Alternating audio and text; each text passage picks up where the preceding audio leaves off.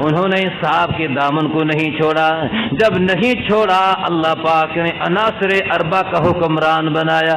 اللہ نے 4 چیزیں جن کو عناصرہ کہتے ہیں، آگ، پانی، مٹی اور ہوا، یہ ہے عناصر اربع.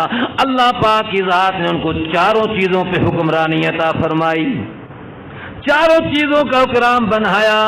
اللہ پاک کی ذات نے دکھلا دیا جو میرے حکم کو مانتا ہے اور جو عدل کے ساتھ انصاف کے ساتھ بادشاہ کرتا ہے، ہم ساری دنیا کو اس کے تابع بنا دیتے ہیں.